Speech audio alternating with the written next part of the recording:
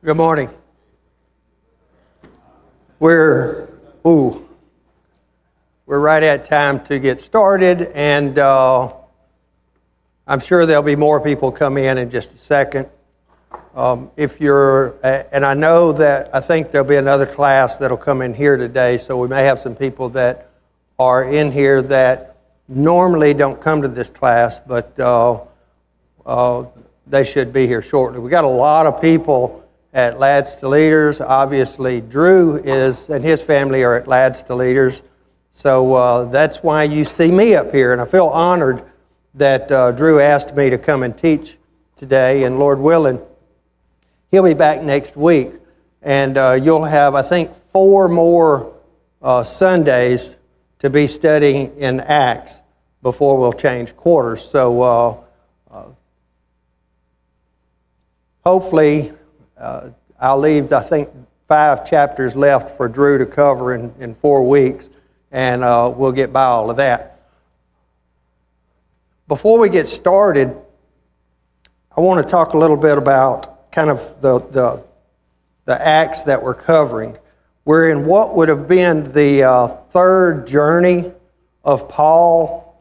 So Paul is kind of toward the end of his 3rd journey, and that's where we start looking at chapters 21, 22, and 23. And he's beginning to end his journey, and he wants to head back to Jerusalem to kind of make a report of everything and some things going on that he wants to be in Jerusalem. Now let's take a quick look at what he has done in the 3rd journey. He's gone from, in Acts 18, Galatia, Pargia, I never can say that right, Ephesus, Macedonia, Achaia, Macedonia, Philippi, and Troas. Now, during this time, he's had several that accompanied him, and those would be Gaius, or these names are boogers, or Tisticus, and that's through Acts 19:29. That'll give you that information. And then later on, he was with Luke and about 5 others. Timothy was one. And Acts 24 gives you the names of the people that were with him then. Now, as we're looking to him leaving Miletus, we kind of think, well, we don't know exactly who stayed with him on the journey, but we do know for a fact that Luke was with him. So when he left, when you look at chapter 21, you'll know that we know that Luke was with him. Okay? So let's do this. Let's back up. And I know that Drew did chapter 21 last week, but I want to just go through some of the highlights of chapter 21 that kind of leads into the story with chapter 22 and 23. Now, I've taught Acts before. I've taught the life of Paul before. And at this point, they pretty much mesh together. You can't teach Acts without teaching Paul. You can't teach Paul without teaching Acts. Okay? So let's take a look, and this is on your handout, a little review of chapter 21. Paul and his company, Luke, set sail from Miletus to Jerusalem. Now, just a little trivia for you. They went to Kos, and that's the site of where Hippocrates founded his school. They went to Rhodes, and there's a giant statue of the Greek sun god there, just in case you're ever watching Jeopardy. You need this information. They went to Patara, Lycia, and there they changed to a larger ship. Then to Tyre, Syria. Tyre was an important commercial community famous for glassware, dyes, and metalworks. When they were in Tyre, remember, he found a group of disciples, and he stayed with them for 7 days. After 7 days, it was hard for them to leave. They had bonded together, so the disciples traveled with them as they left. Now, what they did when they were there is they warned Paul not to set foot in Jerusalem. The Spirit had told them, Paul does not need to go to Jerusalem. And after 7 days, when they left, they set sail again. They arrived in Ptolemais and spent the day with brethren there. The next day they sailed to Caesarea, where they entered Philip's house. This is the same Philip that taught the eunuch, that was an evangelist there. Then Abagus the prophet came down and warned Paul again, do not go to Jerusalem. This is going to happen. And a lot of people say, well, Abagus, who is Abagus? Why does he give this information and why is it important? Well, Abagus is the same Agabus that in Acts 11:28 prophesies the great famine. So he had a little bit of authority to know that he was a prophet and he did know what he was saying. Luke and the local residents, all of them, tried to persuade Paul, don't go. And then Acts 21:13, the second part of that, Luke says, I am ready to be bound and even die at Jerusalem for the name of the Lord. So we know that Paul at this point, even the Spirit is saying don't go. All of these people are saying don't go. But Paul has bought in. And our question to us is, are we bought in? Are we bought in as well as Paul was? Are we willing to give up not just our life, but things for the service of the Lord? They stayed with a disciple, I don't know how to say that, Nansen from Cyrus. Now, it says he's from Cyrus, but most likely this guy had a home in Jerusalem because they would have had to backtrack to go back to Cyrus Cyprus to stay with him. Or they visited with James and the elders. They rejoiced over the progress of reaching the lost to the Gentiles. And then the rumors. Remember, Drew talked about the rumors and the accusation that people said, Paul is forsaking Moses' law on this circumcision issue. And the elders have a plan. Paul, why don't you go and take these people and you cleanse yourself? So what were the elders doing? They were just trying to make peace with everybody, wasn't they? We could take hours and talk about whether elders should just make people happy or do what's right. Whether you say they were wrong or they were right in this is just giving us the facts. This is what happened. This is what they suggested to Paul he do. Paul did it, didn't he? So on the seventh day of the cleansing, that it was over, these people from Asia, these Jews from Asia come down. Now, specifically it said these Jews from Asia came down. It wasn't a local people. How many times do we have uproars in this country?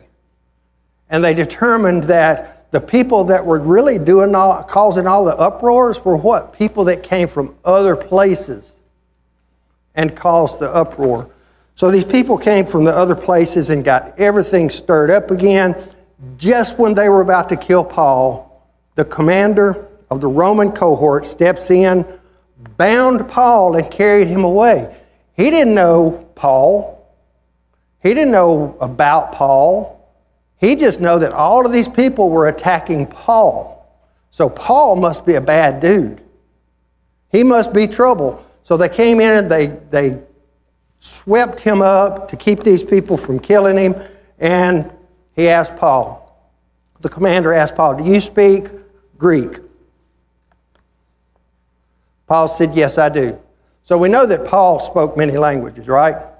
So yes, he spoke Greek. And the guy asked him, where'd he go?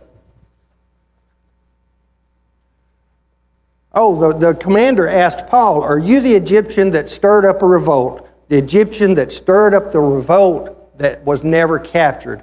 There was a revolt during this time, before this time, to where this guy comes in and he has about 30,000 soldiers with him, this Egyptian, and he's going to come in and he's going to take over Jerusalem and wipe out the Romans in Jerusalem. Well, obviously it didn't develop, and they were run off, and this Egyptian guy was never captured. So that's why this commander says, are you this Egyptian that was trying to stir things up before with these people? Obviously he wasn't. No, he wasn't. But Paul asked the commander. Well, this is what Paul told the commander. Listen to this. In Greek, this is what he told him. I'm a Jew from Tarsus, a Roman citizen, a citizen of no insignificant city. What does that mean, no insignificant city?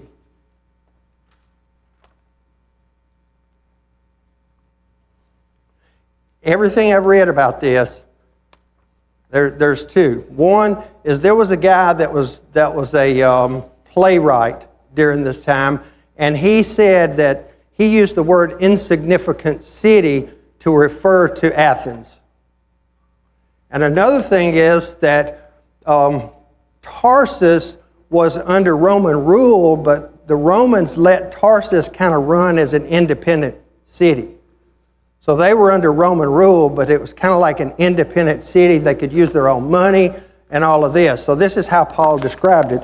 I am of no insignificant city. And then Paul asked to speak to the crowd. After he was given permission, Paul hushed the crowd in his Hebrew dialect. Okay? So that tells us Paul speaks Greek and he speaks Hebrew. And he can talk to the people. And then we start with chapter 2, and that's kind of where we are to begin today. We're hopefully to get through chapter 2 and chapter 3. So let's read together Acts 22, verses 1 through 4. Brethren and fathers, hear my defense, which I now offer you. And when they heard that he was addressing them in the Hebrew dialect, they began even more quiet, and he said, I am a Jew, born in Tarsus, of Cilicia, but brought up in this city, educated under Gamaliel, strictly according to the law of our fathers, being zealous for God, just as you all are today.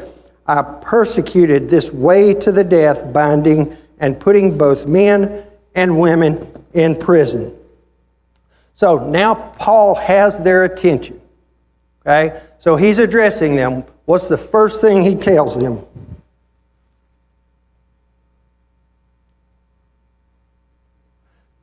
He's a Jew, right? Pretty simple. You could read that on your form. Okay? A lot of the questions are written down, so if I ask them, you can just read out the answer. Okay? So he's a Jew. So are these Jews that are accusing him? So he's telling me, I am also a Jew. What's the second thing he tells them? He was born in Tarsus, Cilicia. Okay? He was educated in Jerusalem. Paul's father was a Pharisee. Okay? The big Pharisee school was in Jerusalem. So at some point in Paul's life, I joke around and say he went to a Pharisee boarding school. But at some point, he left Tarsus and went to Jerusalem and started training to be a Pharisee. And it wasn't just a little bit of training. I mean, they were very detailed in their training to be a Pharisee. So it was a big deal to be a Pharisee. So he was educated in Jerusalem. And here's the next one. Who is he taught by? Who taught? Who was the teacher of Paul? Yeah, say it again.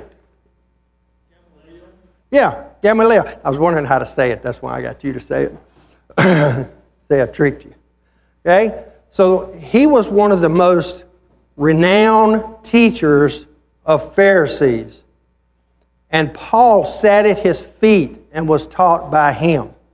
You know, that's to say that we sat at one of the feet of one of the most prestigious schools and learned. Okay? So Paul was taught by the best, at the best. What was he taught?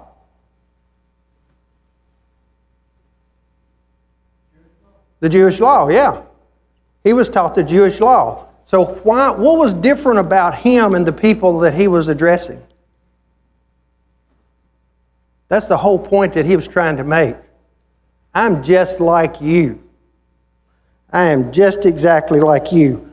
So he was zealous for God. Do you think they were considering them zealous for God? Because they were trying to get rid of Paul. Do you think they were thinking of persecuting the Christian the way? Yeah. So Paul tells them, I did the same thing you're doing now. I was there. I understand what you're thinking. So he's addressing this crowd that just tried to kill him. So let's read on. We're going to read verses 5 through 21 now.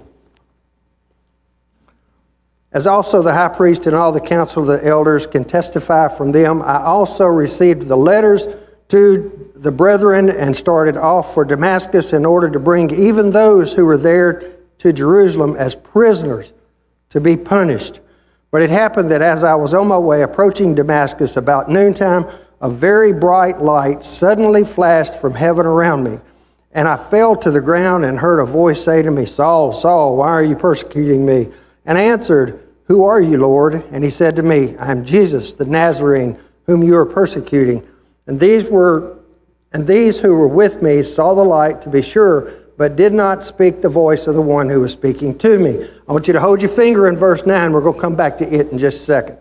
And I said, What shall I do, Lord? And the Lord said, Get up and go into Damascus, and they'll be told that you will be told of what that has been appointed for you to do. But since I could not see because of the brightness of the light, I was led by the hand by those who were with me and came into Damascus.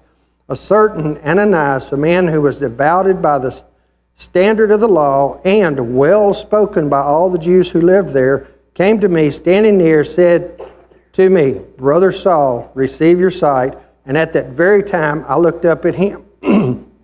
And he said, The God of our fathers has appointed you to know his will and to see the righteous one and to hear an utterance from his mouth. For you will a witness for him to all men of what you have seen and heard. And now, why do you delay? Get up and be baptized, wash away your sins, calling on his name. And it happened when I returned to Jerusalem and was praying in the temple that I fell into a trance, and I saw him saying to me, Make haste and get out of Jerusalem quickly, because they will not accept your testimony about me. And I said, Lord, they themselves understand that in one synagogue after another I used to imprison and beat those who believed in you. And when the blood of your witness Stephen was being shed, I also was standing by approval, watching out for the coats and for those who were slaying him. And he said to me, Go, for I will send you far away to the Gentiles. They listened to him up to this statement. Let's stop there for a minute. So if we look back in the account in chapter 9, okay, you got chapter 9, the conversion of Paul. You got chapter 22, the conversion of Paul. What's different about those two?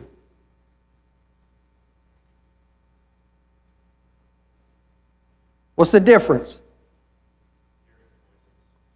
The hearing the voices, because I kind of gave you that as a hint, didn't I? Chapter 9. Somebody look over in chapter 9. I think I've got it written on there. The verse, chapter 9:7. Read that out loud for me, Adam. And the men who journeyed with him stood speechless, hearing a voice but seeing no one. And Saul arose from the ground, when his eyes were opened, he saw no one, but they led him by the hand and brought him into Damascus. Okay, in verse 22, verse 9, it says, And those who were with me saw the light, to be sure, but they did not understand the voice of the one. So the world will tell you, if you look up these two verses, they're going to tell you that there are what? Doesn't match. They'll say that doesn't match. There's a contradiction. There's a contradiction in God's Word. If you looked up all the contradictions that people think they would find, this would be one of them. Do you find a contradiction there? This is pretty easy to defend. Yeah, they heard it. They heard what was being said. Did they understand? We don't know. But they heard it, right? Y'all see what I'm saying here? Is the world is going to tell you there's a contradiction. But you need to know that there is no contradiction there. What else in this verse that's different, or this conversion of Paul that's different in chapter 9 versus chapter 21?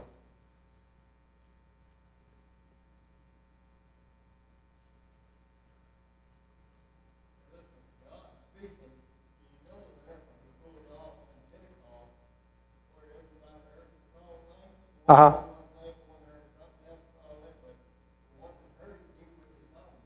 Yeah, the one that heard it knew what he was talking about.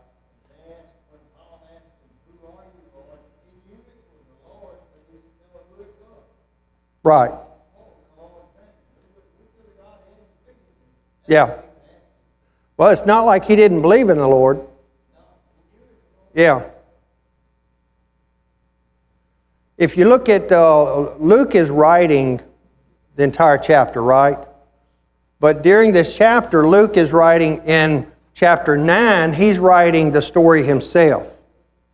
Okay? This happened.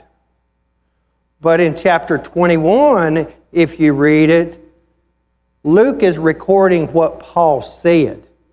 Right? Paul said this. We can put it all in quotation marks. I thought that was interesting. And I'd never really thought about that before. Even though Luke is writing it, he's telling the story here, and then he's recording exactly what what Paul said over here. Y'all think that's interesting? Maybe I'm just different. I don't know. All right, let's look at verses 22. We'll go all the way through 30. They listened to him up to this statement, and they raised their voices and said, "Away with such a fellow from the earth, for he shall not be allowed to live." As they were crying out and throwing off their clothes and tossing dust in the air, the commander ordered him to be brought into the barracks, stating that he should be examined by scourging, so that they might find out the reason why they were shouting against him that way. But when they stretched him out with thongs, Paul said to the centurion, who was standing by, "Is it lawful for you to scourge a man who is a Roman and uncondemned?" When the centurion heard this, he went to the commander and told him, saying, "What are you about to do? For this man is a Roman." The commander came and said to him, "Tell me, are you a Roman?" And he said, "Yes." The commander answered, "I acquired this citizenship with a large sum of money." And Paul said, "But I was actually born a citizen." So those born in Tarsus were considered citizens. There was Roman rule. Therefore, those who were about to examine him immediately let go of him, and the commander also was afraid when he found out that he was a Roman, and because he had put him in chains. But on the next day, wishing to know for certain why he had been accused by the Jews, he released him and ordered the chief priests and all the council to assemble, and brought Paul down and set them before him. So Paul is telling them his story of what happened. They became outraged. They couldn't handle it anymore. So they start taking their coats off, throwing them in the air. They pick up dirt and they throw the dirt. Does that seem normal? Look in 2 Samuel. Chapter 16. Yes? Back up there to that chapter 22, verse 9. If you substituted the word understood not.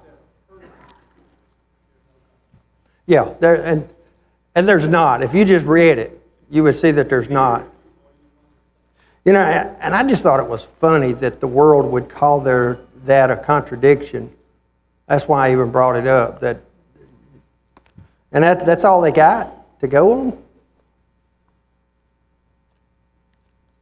All right, 2 Samuel 16,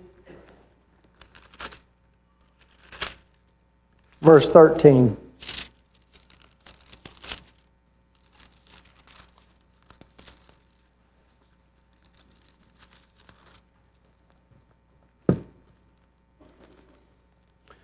So David and his men went on the way, and Shemaiah went along on the hillside parallel with him, and as he went, he cursed and cast stones and threw dust at him.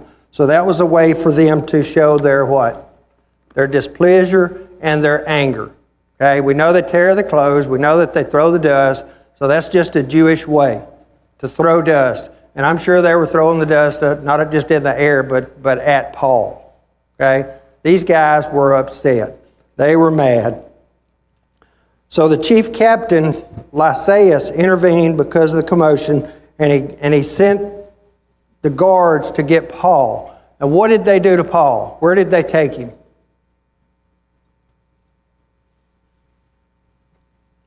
They took him to the barracks, right? Not to jail.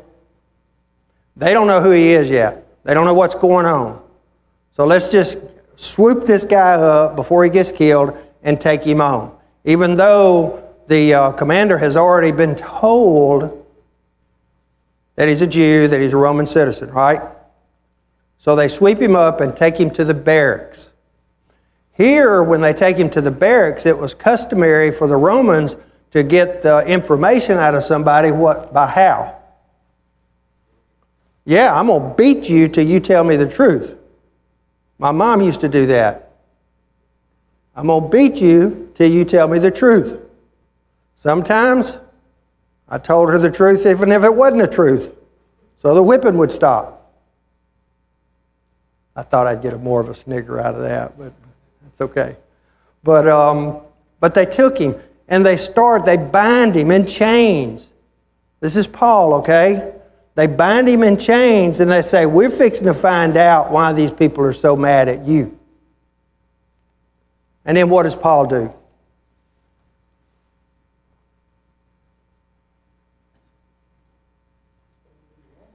Yeah. What verse is that? 25. Let's read 25 again. But when they stretched him out with thongs, Paul said to the centurion who was standing by, is it lawful for you to scourge a man who is Roman and uncondemned? That changed everything. For the rest of the time, you see Paul in his journeys and everything that happens to him is different than if he was just a Jewish citizen. A lot of bad things happen to him, but the Romans can't touch him because he has not broken any laws. The Jews are mad at him, but really he hadn't broken any of their laws either. He's just making them mad. So it's interesting to me that if you go back and read, what did the Lord tell him on the road? I'm going to send you and I'm going to let you know what I have in store for you. You think he knows he's a Roman citizen? Yeah. Think he knows he's a Jew? Yeah.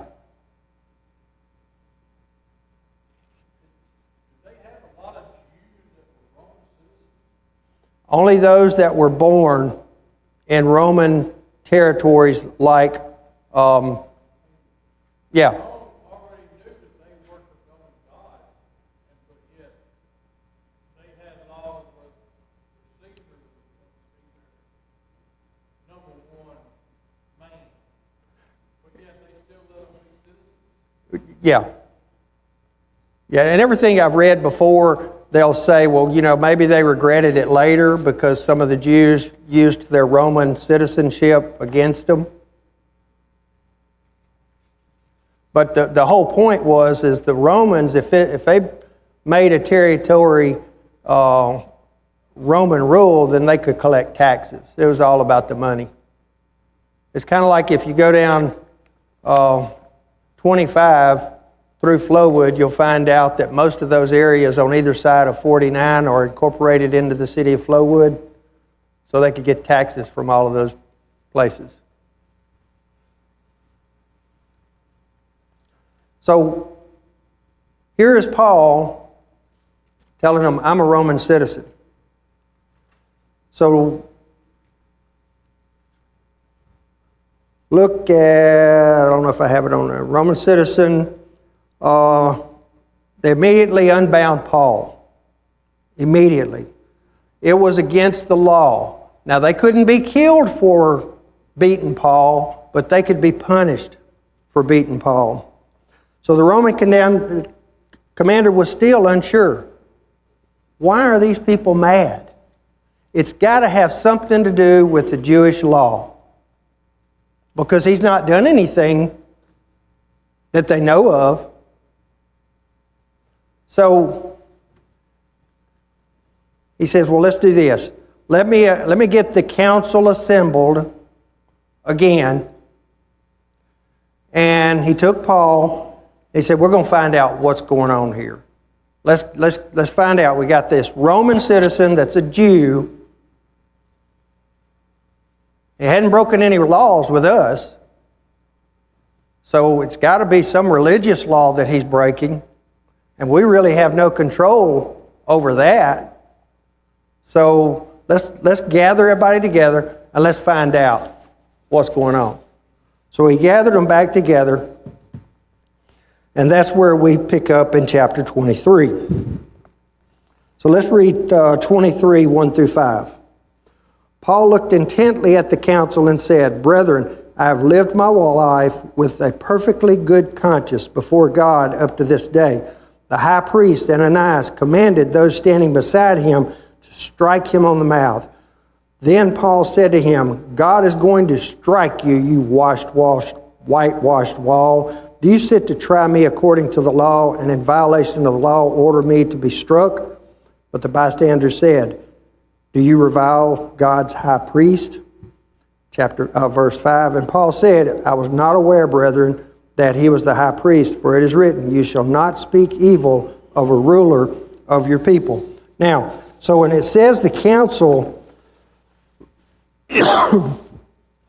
when it says the council here, what council are they talking about here?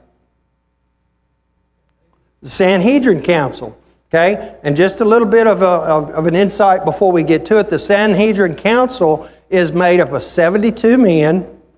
Jerusalem is the main Sanhedrin council. 72 men, Sadducees and Pharisees. Okay? So that's who makes up the Sanhedrin council. Also, they have a high priest. And in the Pharisee sect of the Sanhedrin council, a lot of scribes. And if scribes go back a long way, right? There are a lot of scribes within the Pharisees that are Pharisees. Okay, and that's a whole different lesson to learn about how the Pharisees and the Sadducees and the scribes play in to the work of the Old and New Testament, or the Old and some of them just in the New. So anyway, how did Paul start out? I am just like you.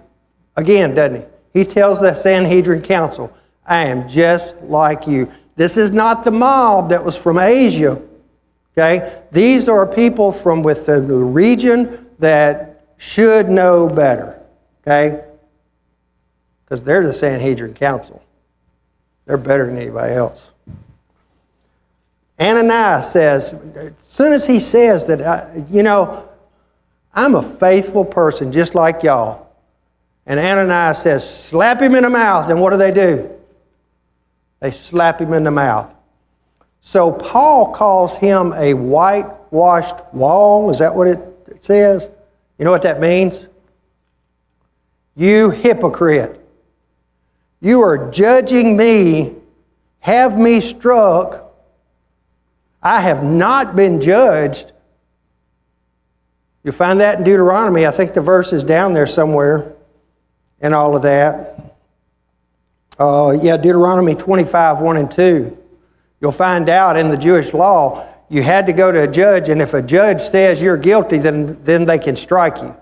But at this point, Ananias has him struck unjustly, and Paul says, you hypocrite, you're judging me on what you think is the law, and you're breaking it yourself.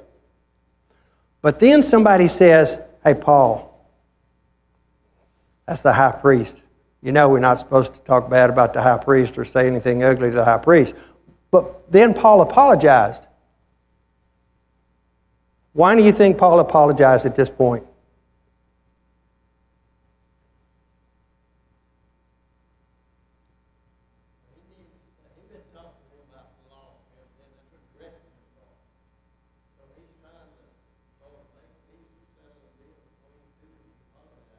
Yeah.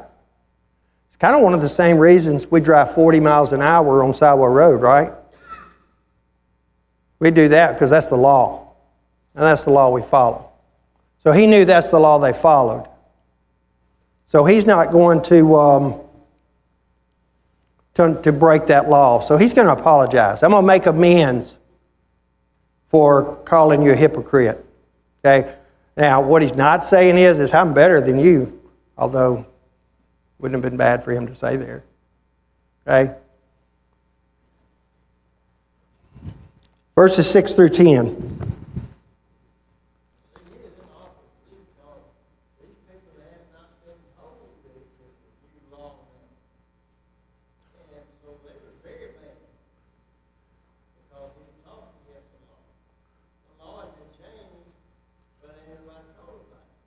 Well, and that's true, but when you think about it, the law of Christ had been changed, but some of the laws they had on the books were just everyday laws, right? I mean, it wouldn't be lawful for us to go and slap somebody. You know, it would be good. A good Christian law wouldn't accept it, but, you know, you're right, they didn't accept the new law. But there were some things that I think they followed just because it was good, maybe good practice. I don't know. That's me. So let's look at verses 6 through 10. But perceiving that the one group were Sadducees and the other Pharisees, Paul began crying out in the council, "Brethren, I'm a Pharisee, a son of a Pharisee. I'm on trial for the hope and resurrection of the dead." That's really all he needed to say there to cause an uproar. And look what happens when he says that. There occurred a dissension between the Pharisees and the Sadducees, and the assembly was divided. For the Sadducees say that there is no resurrection or an angel or a spirit, but the Pharisees acknowledge them all. And there occurred a great uproar. Some of the scribes of the Pharisaic party stood up and began to argue heatedly, saying, "We find nothing wrong with this man. Suppose a spirit or an angel has spoken to him." And a great dissension was developing. The commander was afraid Paul would be torn to pieces by them, and he ordered the troops to go down and take him away from them by force and bring him to the barracks. Not to jail, to the barracks. Okay? So here again, Paul realizing when he said it, resurrection of the dead, Pharisees, Sadducees, they get after it with each other. And he's the one they're all mad at. But they're getting it with each other. It causes a great big uproar. The commander again fears for Paul's life. So he goes and swoops him up and takes him to the barracks, takes care of him. Look at verse 11. Verse 11, we'll do it just standalone. Verse 11, on the night, immediately the Lord stood at his side and said, "Take courage. As for you, I have solemnly witness to my cause at Jerusalem, so you must witness in Rome also." Where's one of the main places Paul wanted to go to preach? Rome. Look in Romans. Well, I don't know that we have time to read all of it, but if you look in Romans chapter 1, verses 10 through 17, Paul is writing to the Romans and he's telling to them, I said, look, I really want to come and preach in Rome. I'm in Rome. I really want to spend some time with you, brother, in Rome.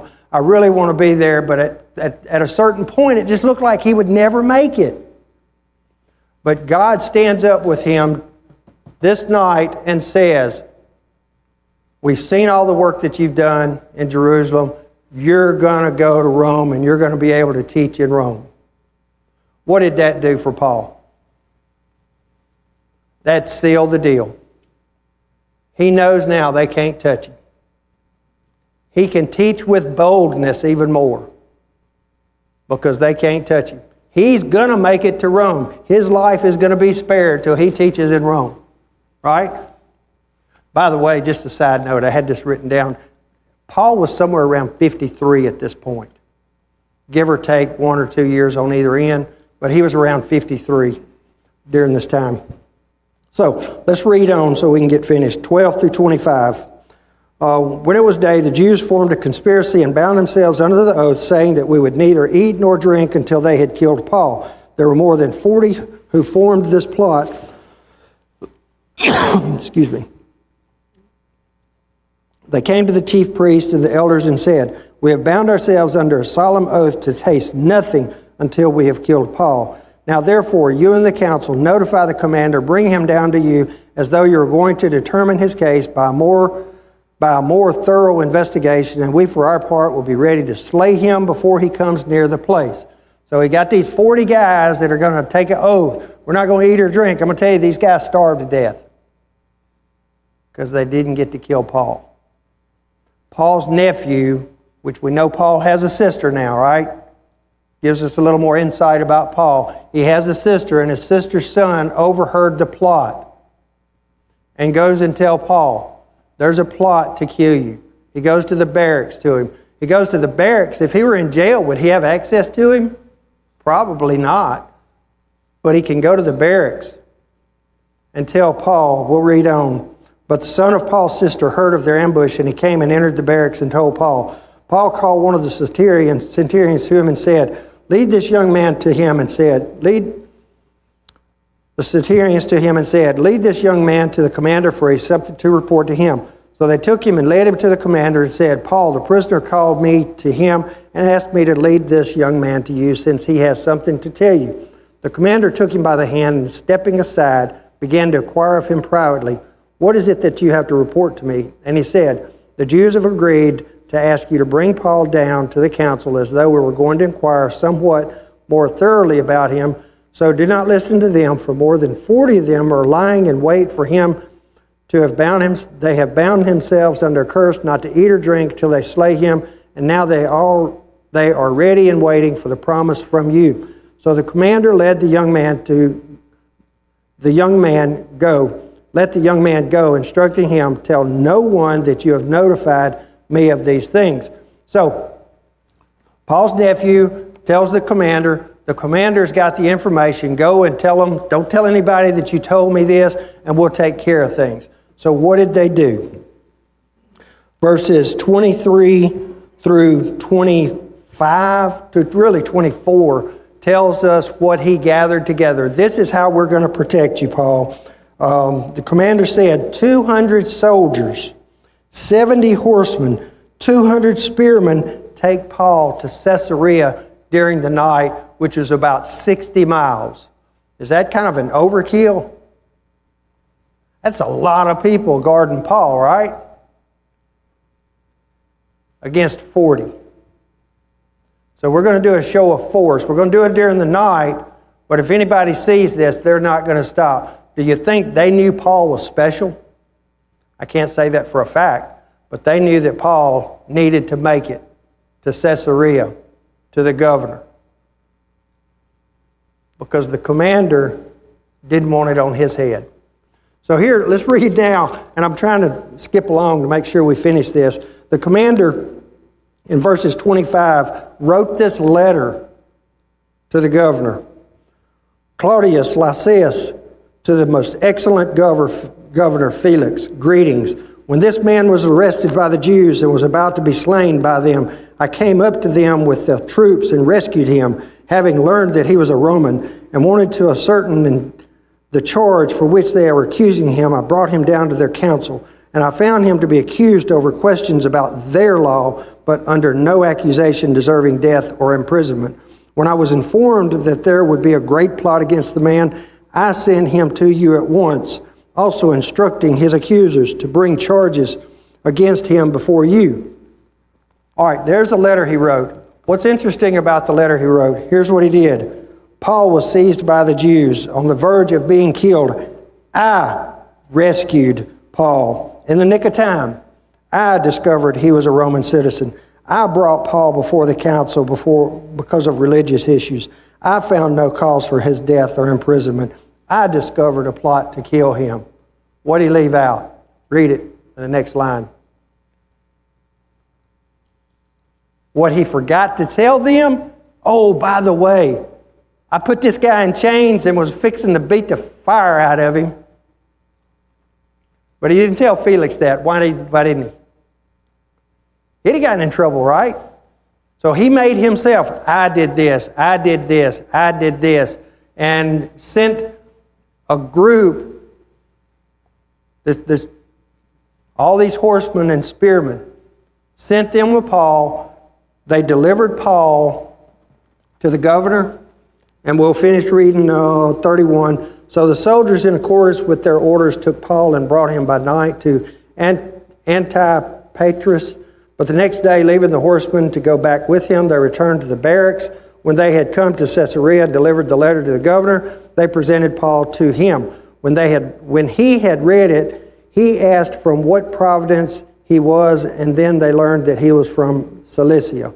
He said, I will give you a hearing after your accusers have arrived also, giving orders for him to be kept in Herod's praetorium. So they delivered him, and the governor said, I'll just hold on to you till they get here and we know what charges they have against you. So you'll start reading in the next chapter, and this is what y'all will look at next week, is it was 5 days before the lawyer and they went to say what charges they had against.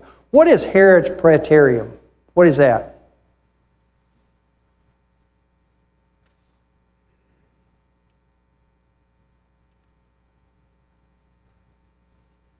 Where did they take him? Where did they not take him? To jail. Yeah. So they kept him there.